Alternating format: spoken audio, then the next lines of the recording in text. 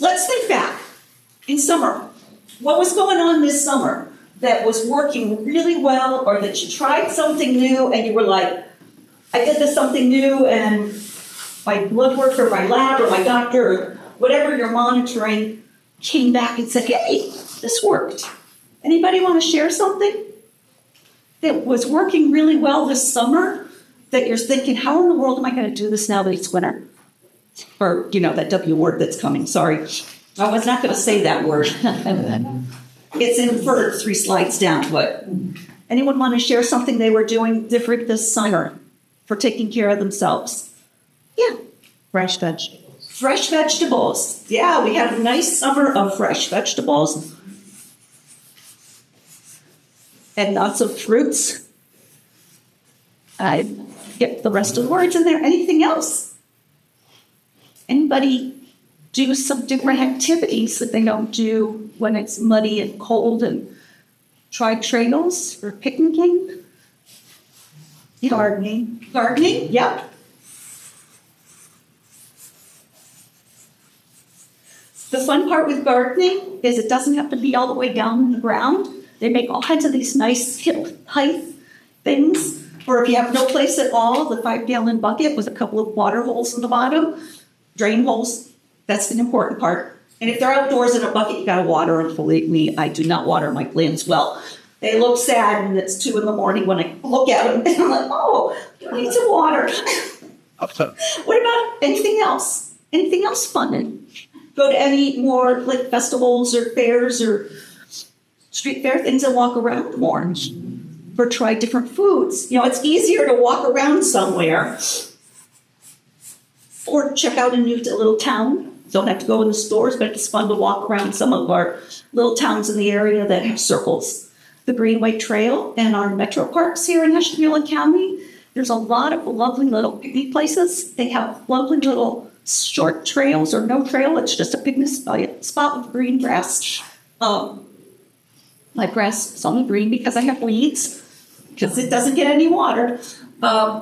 Anything else that you kind of said, hey, as soon as the weather is not so blooming hot, I'm going to try doing this in the fall? Did anybody have any of that kind of stuff happen? No? Okay, well, these are things like doing more fresh vegetables, visiting the farmer's market, whether you buy it or not, just getting out and about, just going outside. If you take your morning cup of coffee out to the porch, going outside makes it instantly better for you than sitting in your kitchen doing it or sitting on the couch doing it. Food choices are a little different in the summer than in the winter. And that can be an impact on your health too. So we got into fall. What kind of things do you notice changing? Sorry about that. I thought it was only bad when all the staples fell out when I moved them earlier today.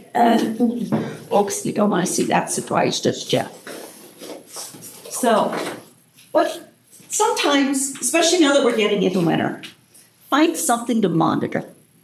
Whether it's how many times did I go for a walk today? Or if you do chair exercises like the silver sneaker things, you can do those at home. Do them here with a group, because that's always good to get out and about.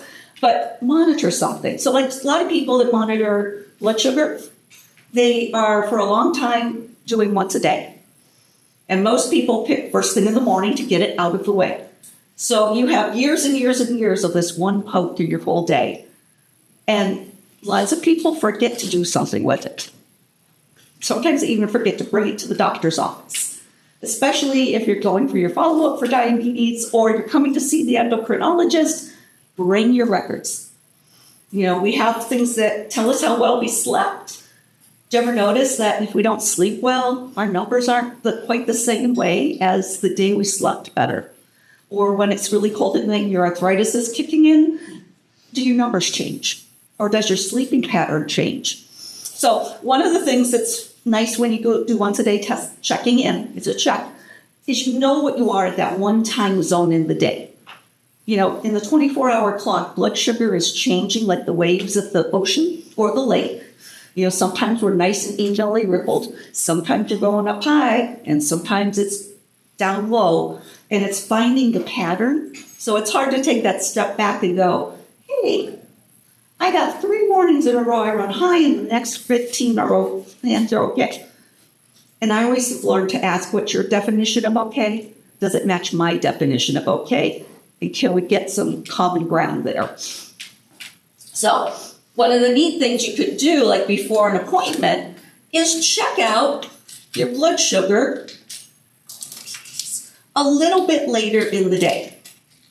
No, so much for not taping it. Okay. So if you check, like, say you got an appointment in a few days and you haven't been checking often, the 3 days or 4 days or the week before your appointment, check your blood sugar before each meal. And even if you are somebody who's not eating the meal, at least in that time spot, check and see what's happening. You know, a lot of people grab that cup of coffee and out the door they go. But what's your sugar when you woke up in the morning? Hey, it's about lunchtime. What's my sugar now? You can check before a meal, or the other place you can check if you're in the safe zone is that 2 hours after a meal. You know, here's what I ate. What did my body do with it? And that's what looking at the 2 hour later tells you. And so the target range is usually anywhere between 70 and 180. Normally we'll say 80 to 180, but that's like everything. That's the before meals being under 130 or tighter or looser. And that's how your after eating, no matter what we ate. Did we get under 180? Or if we went over 180, how far over did it send us? Because if it sent us like from 80 to 280, we need to change a little bit of what we ate there. Just a little bit on the plate. The other thing that's kind of fun, though, is that even though this thing is showing 3 checks, we did a before breakfast, we did a lunchtime, and we did a bedtime. So like the bedtime is your 2 hours after supper. These two, they all came in the target zone. So we kind of say, hey, everything's looking okay. That A1C might not have been okay, but we're seeing something that says things are okay at home. Some people use a tool called a continuous glucose monitor. And the beauty with that one, okay, Post-it notes until they were there too long. If you get over 288 readings in your day, and that's if you looked at it every 5 minutes. So like right here where the person at breakfast, they're right in the zone, they're right there, but they didn't see that they were low during the night because you don't always feel it. Or you don't know that the arrow on your screen, if you had an arrow, might have been pointing straight up or straight down. And that's where, even if you only wear a Pro one once in a while to say, hey, what does my body do this week that I'm wearing this sensor? And then it helps you kind of go, okay, there's lows I didn't know, or there's high points that I didn't know. And then is this happening every night after dinner, or is this only Friday night because it was a special event?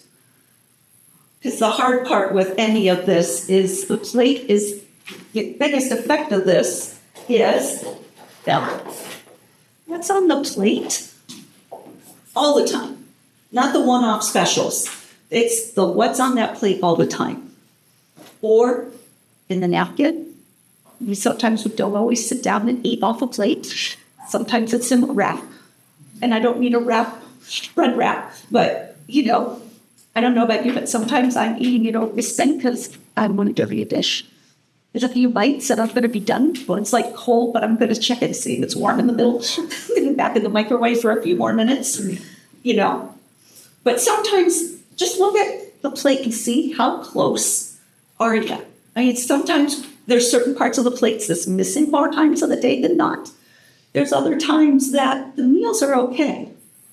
And it's just balancing them out with what you're doing, what we're drinking, how our sleep was, how our other health issues are.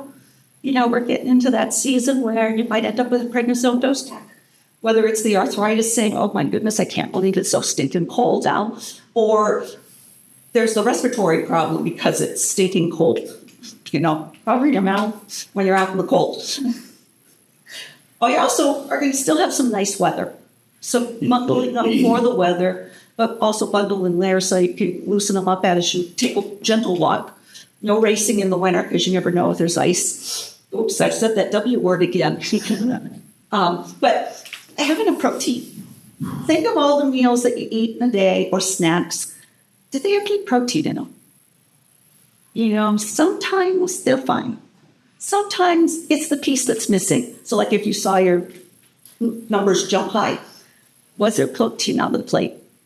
Maybe there was a whole stack of potatoes sitting on the stove, and instead of saving it for another meal or doing something else with it, you're like, let's just eat it.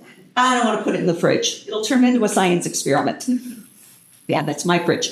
So you eat both of the potatoes, but in your love book, you wrote one potato. And then we scratch our heads looking at the numbers and go, maybe something in life got in the way. There's some vegetables that you're going to tell me, I ate a vegetable. And I have to say, yeah, but it was a carb vegetable and not a fiber vegetable. So they're still good. They're cousins. But the fiber vegetables, you want to eat the most of those first. If you can, think about your hand, because we want like an 8-inch plate. Half of it you want to be vegetables, the fiber ones, your green beans, your broccoli, your cauliflower, asparagus, the little Brussels sprouts, the leafy greens. It doesn't have to be a salad, because this is where, be careful. You might be doing that good thing with a salad, but what do you put on it? It's how much dressing did it go? Did you put the whole bag of craisins in there with it? Because those will add up faster. And granted, when you're making a recipe, like it's chili season soon, so you're making your big pot of chili, and you're looking at it going, how do I figure this out? Well, it's easy. You read the labels of everything you stuck in there. And if you make your own sauces and stuff, somewhere at the store, one of those sauces is close to yours. It won't be the same sodium, but just generally, it'll be close. Some of the cooking websites, if you go on the internet, let you make a profile for yourself, and you can type in your favorite secret family recipe, and it'll give you estimates. But, you figure out the whole pot, and then you kind of go, how many servings am I going to get out of the whole pot? And then it's close. Or you look up, if Wendy's chili is close to your friend's down the street's chili, and the other friend down the street's chili is more like Hormel's and McKeon, compare the two labels and kind of split the difference. It's kind of like if you make your own pizza at home. It's a little hard to figure out unless you know what the crust was, and everything else you can figure out. But, it's making sure that we've got at least that palm size of protein. And our cardiology nurse practitioner friends will tell you that whole handful every single meal, and maybe more. And we sometimes only get one meal with the meat. And cheeses, and just watch, because like if you've got cholesterol issues, you want to aim for lean meats. Not to say you're never going to go have fish fry in Lent during fish fry season or whatever, but don't want it to be your only meal all the time. If you're going to have something high fat one day, don't make the whole day high fat.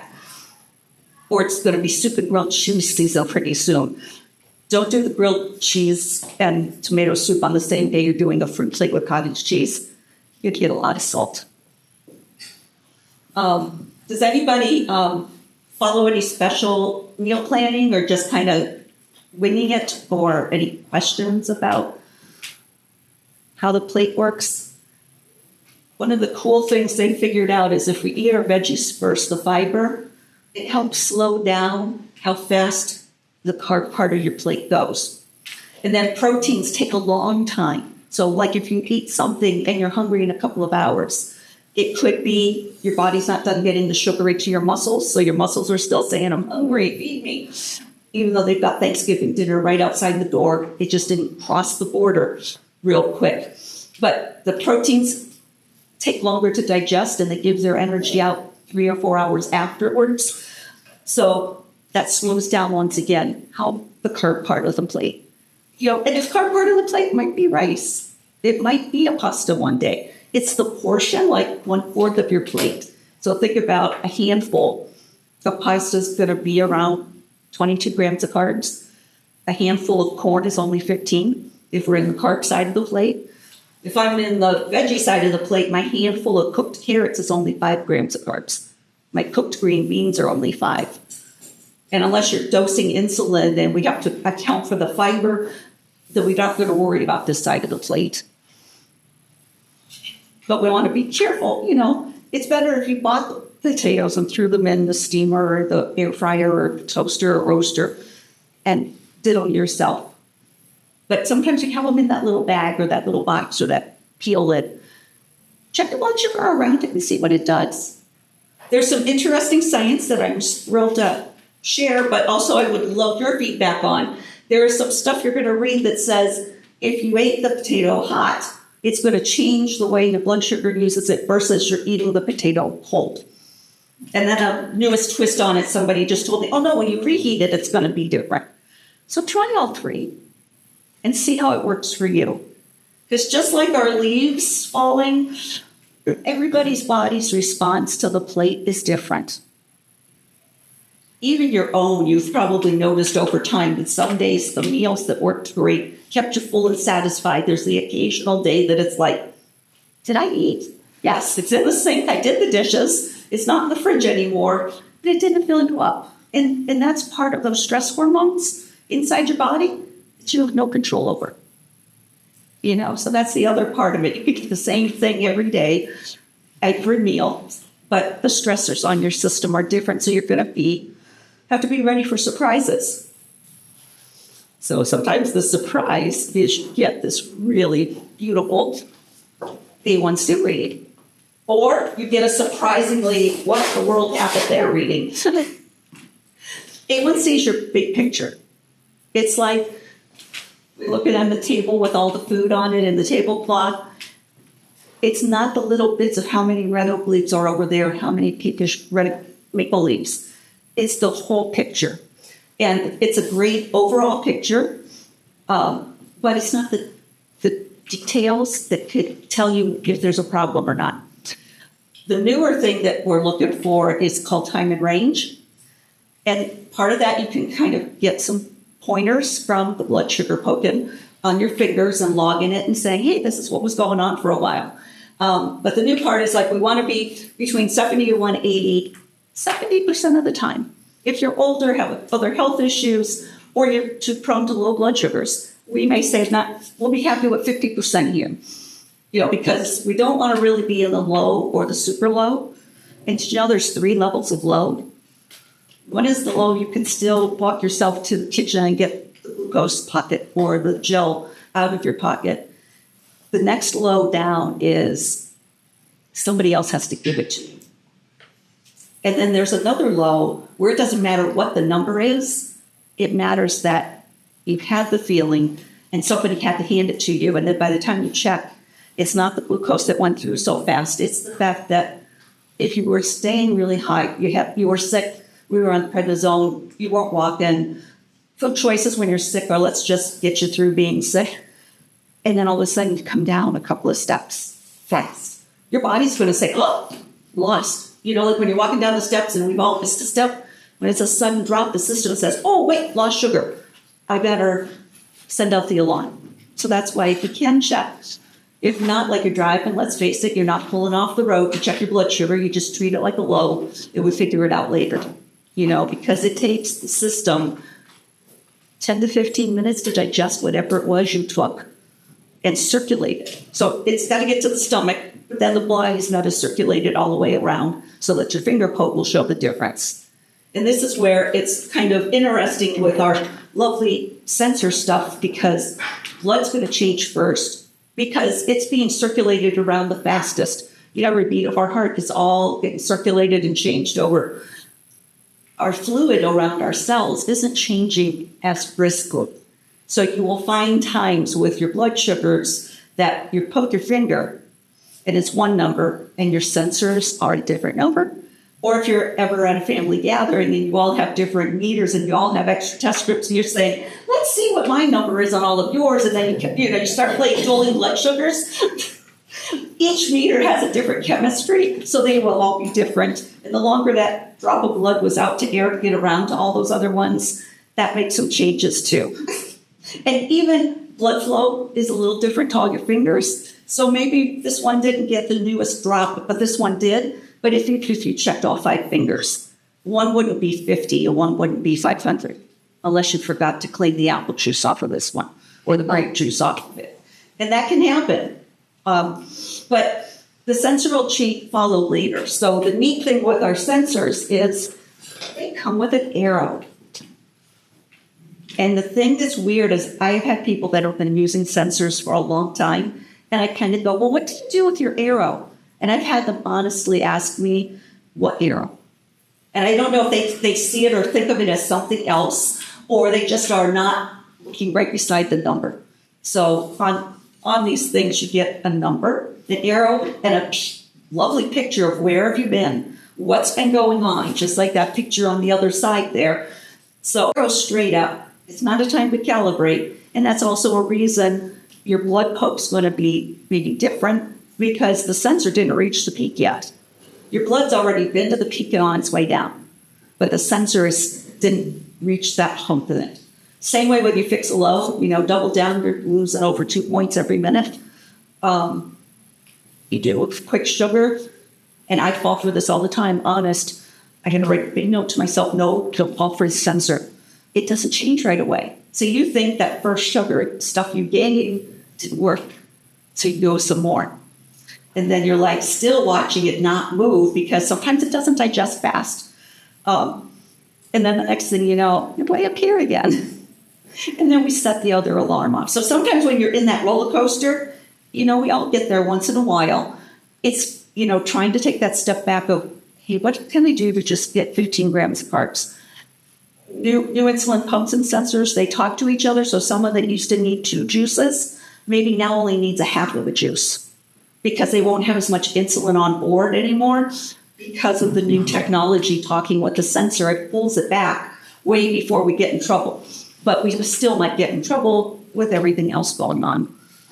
But that's kind of the fun stuff there too. If you're thinking of tech for Christmas, always check compatibility or ask me first and let me show you what's out there because there's nothing worse on January. I get people come in all the time. I got the brand new whatever phone for 2025. Yet the 2025s are out already. And I'm like, no, don't get that one. It won't work with the technology for healthcare right away because it hasn't had a chance to get checked by all of the different companies' IT for the stuff in the compliance and the safety. So always go through the compatibility list. The App Store is nice to go through, but guess what? Sometimes that App Store says it's there, and you've logged them in, you've made the account, you've got them hooked up, you're ready to say go. It says, no, they don't work with your phone. And some of them will let you cheat and go past it, and a couple of them say, no, you cannot do this, don't go past go. So that's the other fun thing. Other things you're going to see, probably getting a lot of marketing over the Christmas season. Our Dexcoms and our Libres have over-the-counter now. They're not that much cheaper, cost-wise, at least right now, but maybe they will be later. But they don't have alarms, and they don't have alerts. So if you're just looking for general health, I get the opportunity to wear sensors and pumps and stuff once in a while, and I don't need the alerts. I try to force the alerts. Honest, I do. I try. But I would be fine with one because I don't need that alert because I don't want them out of the blue. But if you are someone who's taking medications that can drop you fast, it's the holidays or visiting or family and your stress is up to here, your sugar can go way down. It gets wore out trying to keep up with the stress of the season and the weather and everything else. It's also open enrollment time for your insurance. So please, if something didn't work out really good with your insurance coverage right this year, check with the company that you're with, check around and see if there's a plan that's better for you. In 2025, they took out the donut hole, but they've given you the opportunity to do that out-of-pocket expense thing through the whole year. So that's kind of a neat thing. So you don't have to cough up the whole cost of everything till the deductible's paid, and then your insurance covers for a little bit. So that's one of the big changes with the Medicare Part D this year. But a lot of times, just check to make sure your company is going to cover the med you're on. If they say no, make them tell you which one to get exchanged with, because we don't know at the office. We just expect it every January, except it won't really show up till March because you get your last set of meds in December. So it's like March and April that we're like, oh, now what's on formulary? And that's just the formulary is just what the company says. We're going to reward you if you buy the pile that we chose first. And there's reasons that we can fight with the insurance and say, hey, we've done all of this other stuff and this is what works. So if they say no, don't always take it as a hard no. Let us fight for you. And there's options too. There are always options for helping get the meds and helping make ends meet. And so we need to think about it. Anybody that, I tell my insurance spiel the whole year long, but we're getting into, I won't say that word. Oh, except you probably can't see that they are flakes. That was going to be my way to talk about winter without saying the word. A lot of the stuff that you've done all summer and all fall. Think about, what can I do in my house? What do I need in my house? It doesn't have to be expensive stuff. Keep 2 milk jugs or quart milk jugs. Use those as weights with water. Because, if you buy the little 2-pounder, I almost did that at the store the other day. There was $5. There were 2 of them. And I went, I could have that as a teaching tool. And then I went, doorstop. 2 pounds, you get used to it. You don't need it anymore. It sits on the shelf. Then you go to the next one. Or if you get the ones that roll, then you've got something else to worry about tripping on. But fix up the home. Fix up your outside for trip hazards. Because ice is coming. Snow is coming. And maybe all summer long, remember where the sidewalk isn't quite even. But when it's covered with snow, you kind of forget where that is. I have holes in my yard, and I kind of know where they are now, but if I walk down in the snow to do something, I'm not going to remember. It's easier to fall on snow than mud, but nobody wants to try to get out of snow. But winter's a nice time to do the exercise at home, or read up on something, or learn something fun. Because you only do diabetes and live in that window, it kind of gets overwhelming. And it's a disease that's there all the time anyway, no matter what. But always take a step back and do something different. Maybe the only classes you go to are diabetes classes. Well, make it one in art class. The libraries are really neat through the winter to give you small programs at different times that are at the best price of all, free or very low cost. My library in Jefferson has coffee and paint night. And there's 1 cup for drinking and 1 cup for painting. And it's kind of fun because some people are artists and they're doing all kinds of fancy stuff. And some people are just like, what does this do? And then I ended up making a picture of my cat that I sometimes wish I kept, but got rid of after a while.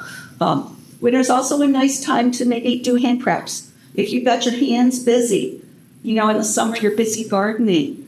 What can we do that's busy in the house or the kitchen or the garage or the basement that we can use as a distraction away from, my hands want to do something. I think I'm going to pick at something to eat. Or if you're quitting smoking for the Great American Smokeout, that's this week or next week. Find something to do with your hands. Take a needlework. Guys can do it too. I like crocheting, it's faster.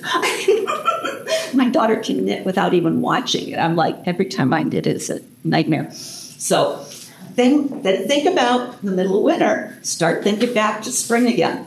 Because before long, it's going to be spring. And we'll have the leaves back. And you can build strength through the winter with chair exercises, wall exercises, stretching bands, relaxing. And then you're ready for that first walk when the weather's nice. Because the hardest part is through the winter, we end up starting back a few steps next spring and summer. So then we have to build our stamina back up. Any questions? Good. I went all over the place, and I bet you were looking for some other answers or questions or thoughts. We're told all the time by our doctors or providers to eat more Mediterranean diet. How does that affect blood sugar? Well, with Mediterranean, you are going more to, is it the young one? Come on, Scoop. So that's a good question because a lot of the different eating styles, and yeah, that's the other thing they bombard you with in January. Because we ought to be in the bikini by Memorial Day, right? Yeah. I still want a winter coat and march, not the swimsuit. But Mediterranean is not going to have so much of like maybe potato, but they are very much the fresh vegetable, the fresh fruit, gentle oils. You want to use more of the monounsaturated oils and the polys, so that's the olive oil and canola and peanut are the monos. And they're just a fat chain that gives them that name that keeps your blood vessels soft and flexible. So if you kind of know you got nice soft flexible tubing for water, or you've got hard and it doesn't churn, so higher saturated fats, so more fried foods. Butter is there because sometimes we just use too much of it. They harden the blood vessels. So that's where when you get your meat, fan off before you cook it, because if you cook it with the fat attached, the muscles are going to absorb the fat. So what's dripped down in the bottom of the pan is what the muscle didn't hold on to. So it's great if you could do it with it not sitting in it, but still, it's going to have more fat in it. They are more like using nuts. Although I've had somebody that was using Mediterranean said, well, when I'm hungry, I can have all the cheese and crackers I want. And I went, I think we missed something in the directions there. But yeah, it's focusing more on the least amount of prep heat too. You know, that's where it's funny to think about olive oil. If you use a real measuring teaspoon, that teaspoon's 5 grams of fat. But I could have 8 black olives and still get 5 grams of fat. So, you know, the more something's processed down, it's going to be different. Mm-hmm. And then just be gentle with the seasonings or try new seasonings. Maybe in the new year, get brave and try some of the different seasonings out there. Maybe some of the places will sell like sample packs of seasonings or seasoning mixes. So you don't have to go, oh, geez, what am I going to do with this whole container if I hate that season? So try maybe sample pack kind of things or sharing with friends and neighbors of like, can I have a little bit of that to try on something at home? So do the spices affect blood sugar? No. Okay. Well, cinnamon maybe helps break down some insulin resistance, but every time you read the studies, they never tell you how much cinnamon for how long. Just like garlic is really great for health, and onions are too, and a big piece of like, if we want to say Mediterranean, they all are different way. Their whole lifestyle is totally different. You know, and they had that same garlic and onion and seasonings from birth. Before birth, you know, because their parents had it and the grandparents had it. So, and they walk everywhere, or they do a lot more walking than we do. But their towns and villages are built that way. You know, I always think about that when you're out in the rural area. It's like, where's the grocery store? You know, sometimes there is not a handy grocery store without getting in a car and driving somewhere. Use it. And that's cheap. You know, some already know how to can. It's a little bit hard to figure out how to learn it. Yes. What if you can't have a lot of flat animal protein?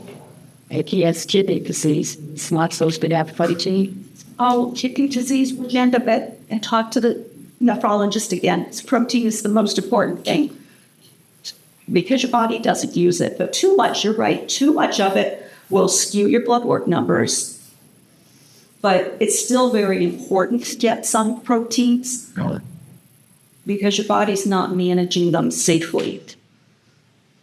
But yeah, that we used to pull you way back, but you know, the low end for kidney disease is 0.8, maybe 0.6 for every kilogram in body weight.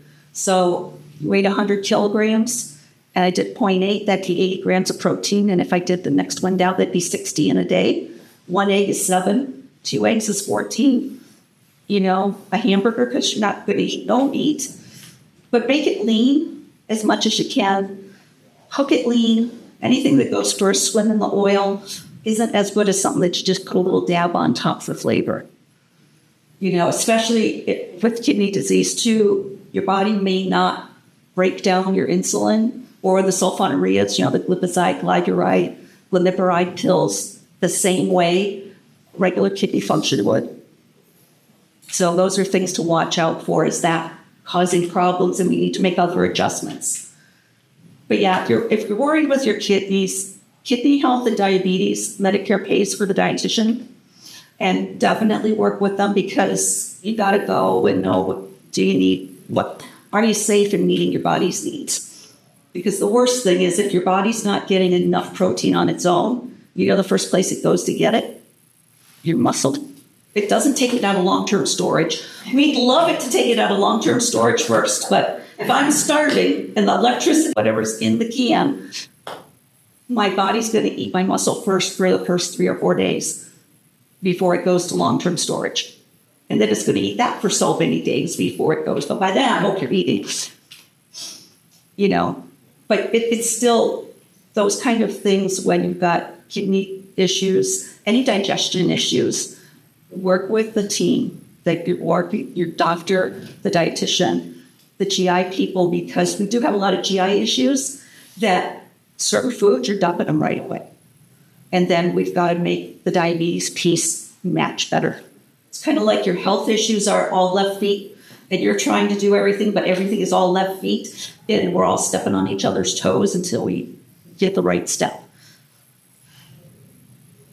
And it does change over time, which is the saddest part, because you work so hard to get it. It's right.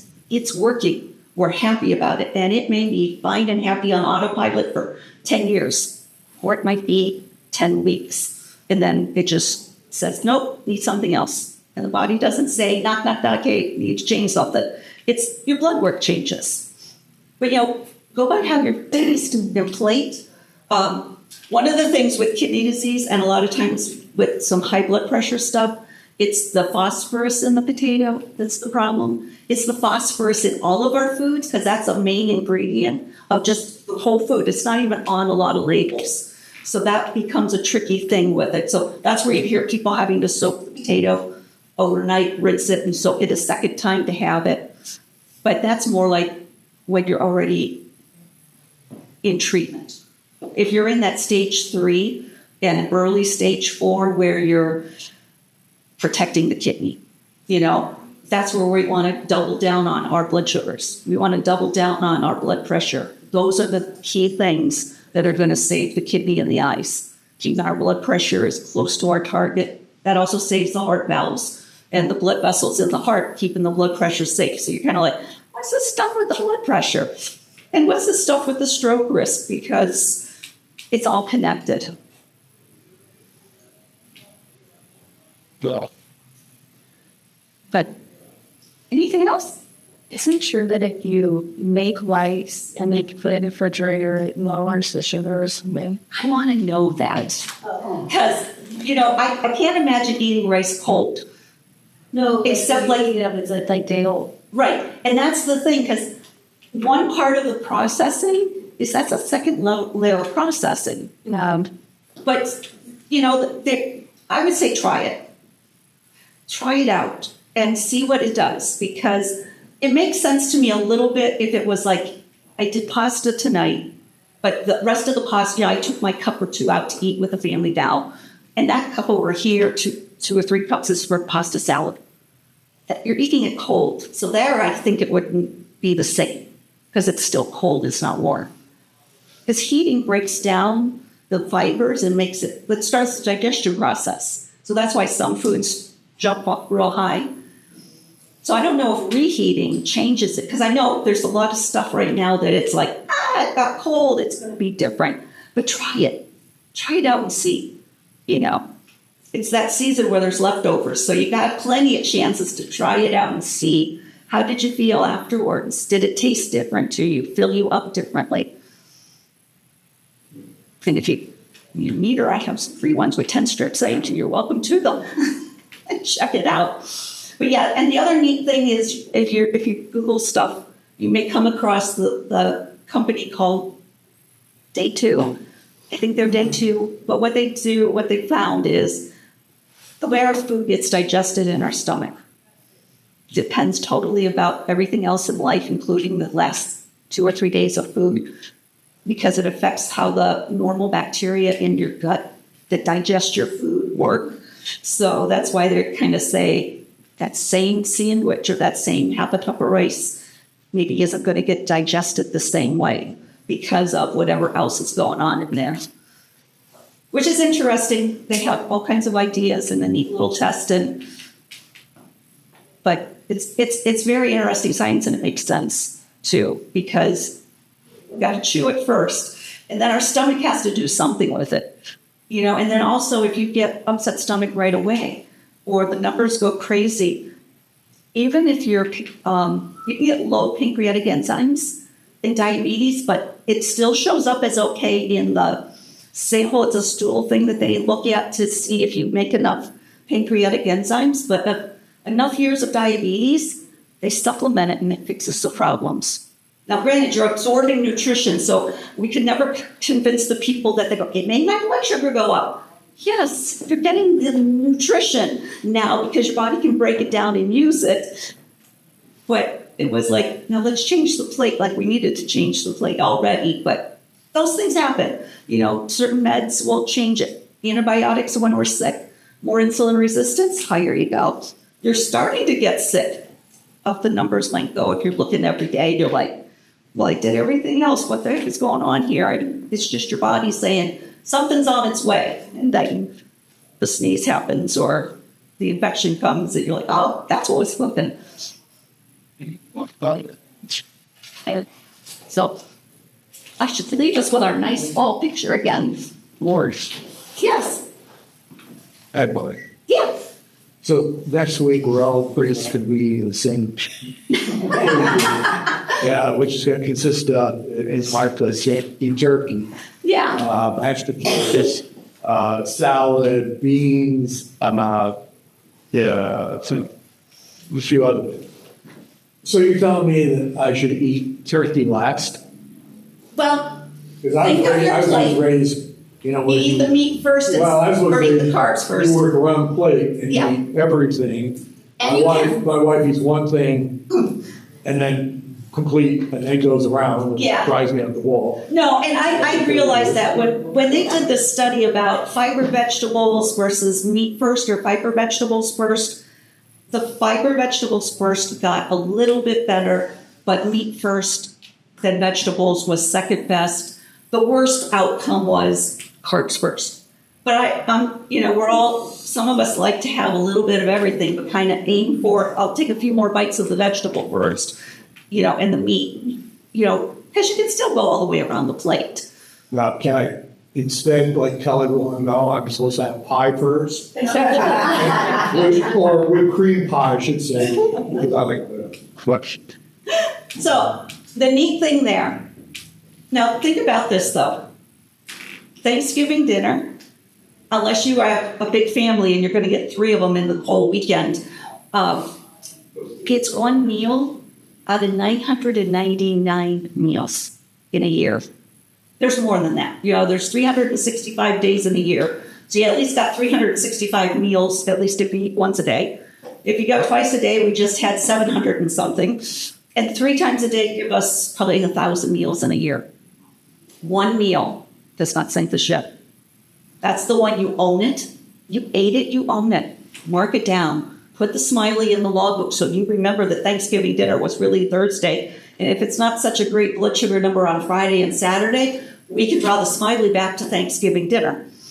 Now, the trick there, though, is I know at a lot of places you get white mashed potatoes and you get sweet potato pie, but the ones with the brown sugar and the marshmallows on top, So I don't know about you, but that brown sugar and marshmallow dish only comes out for Christmas or Thanksgiving. Never anywhere else in the year, maybe Easter. So I could get a white potato any day. I'm going to take the other one because I can only get that now. I don't have to fill half my plate with it, That's the other thing. And granted, it's family. So, you probably have family that says, I'm offended you didn't eat what I brought. So if you are in that situation and, guess what? Your family picnics in the summer are the same idea. Take your big spoon and cut 1 spoonful of everything. 1 spoonful is not going to make or break the bank. Save it for the pie if you want to. If it was an everyday thing and it's like, I really want the coconut cream pie at the pie shop down the street. I'm going to go get something that's more meat and vegetable and save my carbs for that piece of pie where I want it. But I'm in trouble if I get a sandwich and French fries and then want the piece of pie on top. Does that make sense? Well, but you didn't answer my question. Go on, tell what. No, I would rather you eat your veggies and your meat first and then eat pie. I gotta go to work. But I know you need to have your stuffing and the potato. And then the other trick, though, is if you have any control over the vegetables at dinner, this is also the meal where not only do we get 3 different potatoes and stuffing and dinner rolls. I mean, in my house, you only got dinner rolls at Thanksgiving. What else do we serve? Peas and corn. Do so much too. So if you have any chance at all to say, could we do carrots and broccoli, or could we do a California veggie thing, or could we do anything but peas and corn? Because you've already got the carbs in the sweet potato, and you've already got the carbs in the stuffing, and you've already got the green group carbs in whichever potato or both that you eat. You know, and then of course gentle with the butter. Gentle with the salad dressing. You know, it's a little hard when it's going around, but a little dollop. If you're eating out, put it in a side cup, put your fork in it, pick up your bite. Scoop your fork, cover all the tines as high as they'll go, and take a bite. That way each bite's got oh, there's that dressing I want. But you're not going to use the whole thing. And then we all sat there and watched somebody ask for 3 extra salad dressings. And we've watched them pour all of them on there. And I don't know about you, but once in a while I'm like, still working on it. Okay. I'm curious how much is left in the bottle.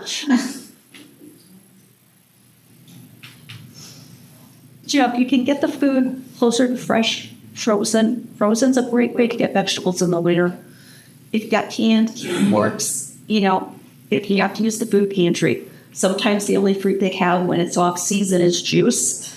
If you can, say no, but if you think, hey, wait, I better have some juice, freeze it in ice cube trays. And if you want to flavor your water, you can put 1 ice cube in there or 2. And now you've got flavor and you know what the fruit was, or the juice. And then make plans for summer.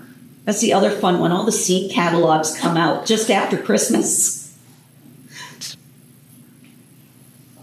And if there's interest, we could always do a plant swap among ourselves. You know, bring your favorite, because I don't know about you, but I sure do not need 6 tomato plants.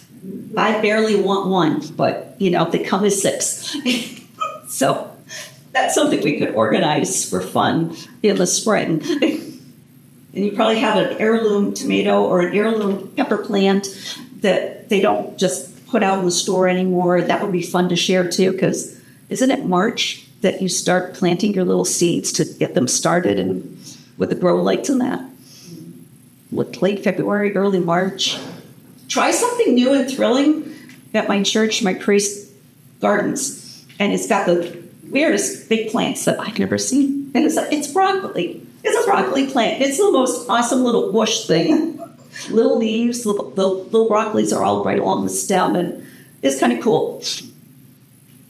So sometimes maybe trying something different. Just try something different.